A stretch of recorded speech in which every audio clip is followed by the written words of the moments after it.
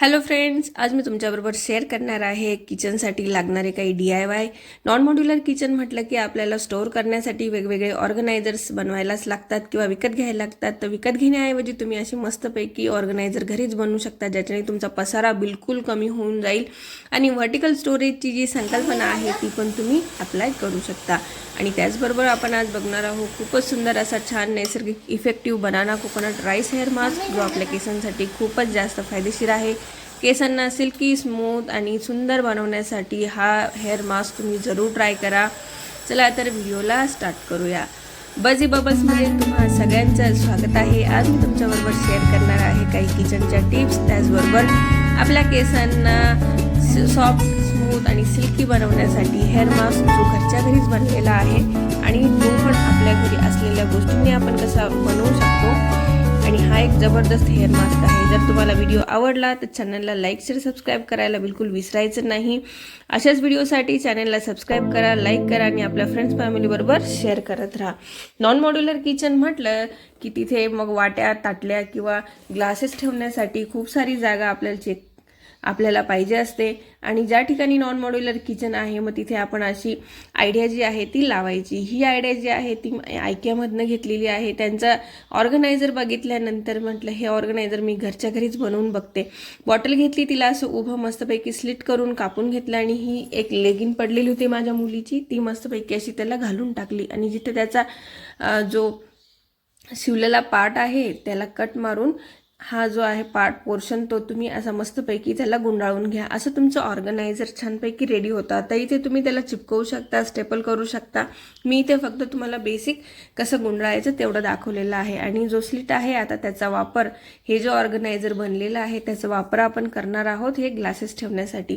Glasses आडवे ठेवले, horizontal ठेवले की खूप जागा घेतं आणि धूळ लागते ती वेगळीच. मग अशा पद्धतीने तुम्ही एका बॉटलच्या साह्याने मस्तपैकी असा ऑर्गनायझर बनवू शकता आणि खूप सारे ग्लास एकाच ऑर्गनायझरमध्ये ठेवू शकता. तर तुम्हाला ऑर्गनायझर कसा वाटला जरूर कमेंट करून कळवा. चॅनलला लाईक, शेअर, सबस्क्राईब करायला विसरू नका.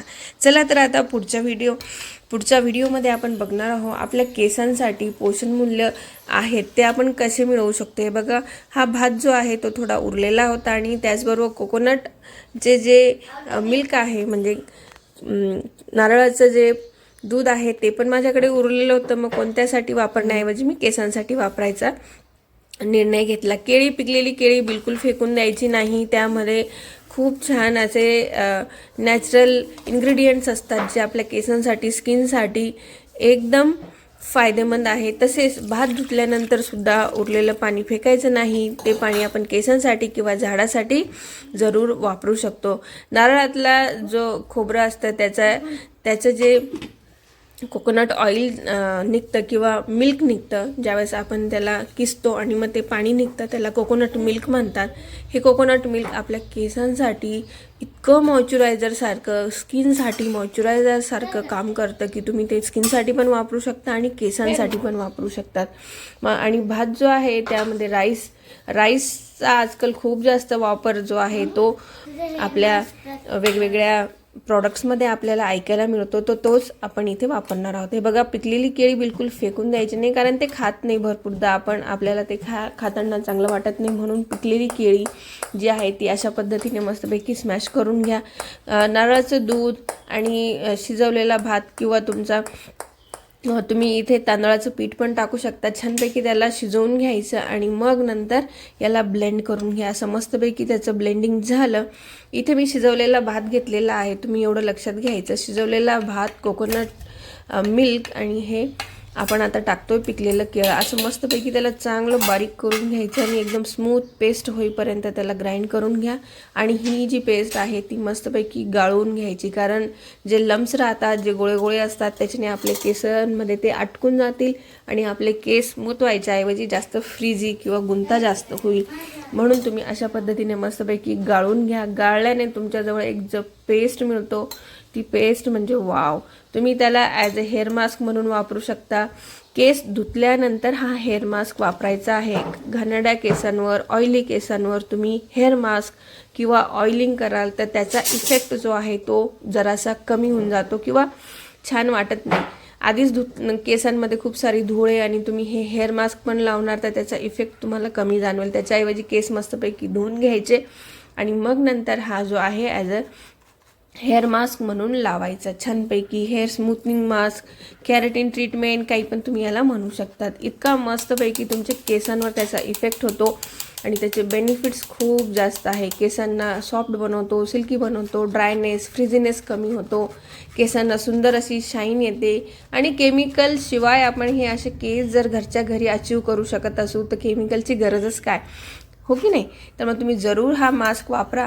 आणि अशाच वेगवेगळे हेअर मास्क किंवा मी हेअर ऑइल्स पण बनवत असते. कढीपत्त्याचं ऑइल झालं, जास्वंदीच्या फुलाचं झालं, मेथी झालं, नंतर ॲलोवेरा, असे खूप सारे इन्ग्रेडियंट्सपासून मी नॅचरल हेअर ऑइल पण बनवते.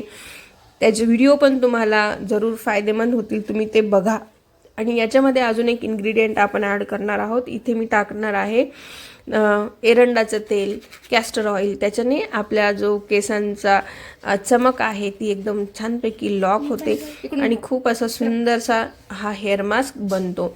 जर तुम्हाला ह्या घर ऑर्गनाइज ठेवायचं असेल तर त्यासाठी टिप्स, ट्रिक्स आणि DIYs होम ऑर्गनायझर्स मी बनवत असते आणि त्याचे व्हिडिओ तुमच्याबरोबर शेअर करत असते. जे पण डे टू डे लाईफमध्ये माझे एक्सपिरियन्स आहे, ज्याच्यानी माझी लाईफ एकदम इझी होते, या सगळ्या गोष्टी मी तुमच्याबरोबर शेअर करते. तर चॅनलला लाईक करायला विसरायचं नाही, सबस्क्राईब करून घ्या. तुम्हाला खूप साऱ्या गोष्टी नवीन ज्या आहेत त्या भेटतील आणि तुमच्यासाठी त्या नेहमीच हेल्पफुल असतील तुमच्या डे टू डे लाईफमध्ये. तर चॅनलला जरूर सबस्क्राईब करा. आपल्या फ्रेंड्स फॅमिलीबरोबर ही जी माहिती आहे ती जरूर कळवा, जेणेकरून आपण जे केमिकलच्या आहारी जातो आणि आपल्या केसांचं, स्किनचं जे खराबी करून घेतो ती खराबी होणार नाही. आणि खरंच हे नॅचरल रेमेडीज इमिडिएटली असर करतात.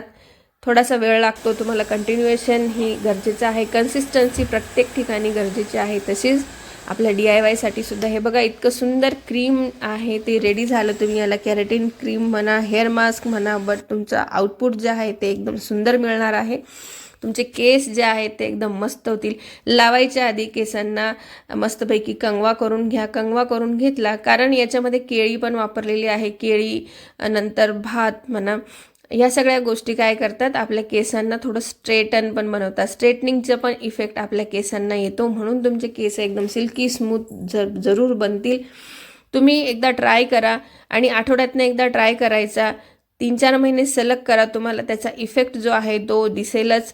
आणि हे जे कोकोनट मिल्क जे आहे ते तुम्ही स्किनला पण वापरू शकता. एक मस्तपैकी ग्लो येतो, त्याच्याने ड्रायनेस कमी होतो आणि कोणतंही एक्स्ट्रा ऑइल वगैरे लावायची गरज पडत नाही. छानपैकी हा असा क्रीम लावलं, हे कॅरेटिन क्रीम लावून घेतलं सगळीकडे की त्याला 20-1 मिनटं शावर कॅपने झाकून ठेवा आणि मस्त असं कोमट पाण्याने तुम्ही याला धुवून घ्यायचं. कोमट पाणी वापरायचं कारण गरम पाणी वापरलं तर केस जास्त फ्रीझी होतात, म्हणून एकदम कोमट पाणी वापरा. सगळं क्लीन करून घ्या आणि माइल्ड शॅम्पूने परत तुम्ही याला केसांना धुवून घ्यायचं. बघा तुमच्या केसांमध्ये तुम्हाला नक्कीच फरक जाणवेल. आणि कमेंट करायला बिलकुल विसरायचं नाही की तुम्हाला कोणती रेमेडी छान वाटली, कारण मी ऑइल आणि वेगवेगळ्या रेमेडीज नेहमीच टाकत असते. माझे केस जे आहेत त्यासाठी मी बरेचदा केमिकल फ्री जे आपलं कलरिंग असतं, मेहंदी वापरत असते. तर मेहंदी तुम्ही कशी भिजवू शकता वेगवेगळ्या प्रकारे, ज्याच्याने तुम्हाला बगंडी कलर, रेड कलर, चॉकलेटी कलर असे सगळे कलर्स तुम्ही अचीव करू शकता. त्यासाठी तुम्ही माझे व्हिडिओज बघा, मेहंदी कशी भिजवायची, आणि त्याचे पण खूप छान रिझल्ट आहेत. तर तुम्ही जरूर सबस्क्राईब करा आणि कमेंटमध्ये मला तुम्ही सांगा की तुम्ही अजून कोणते घरगुती हेअर रेमेडीज वापरतात किंवा तुम्हाला कोणत्या हेअर रेमेडीज ज्या आहेत त्या पाहिजे आहेत. जरूर कमेंट करा. चॅनलला लाईक करा, सबस्क्राईब करायला विसरू नका. हा हेअर मास्क तुम्ही जरूर वापरा आणि भेटूया नेक्स्ट व्हिडिओमध्ये. बजी बबल्सला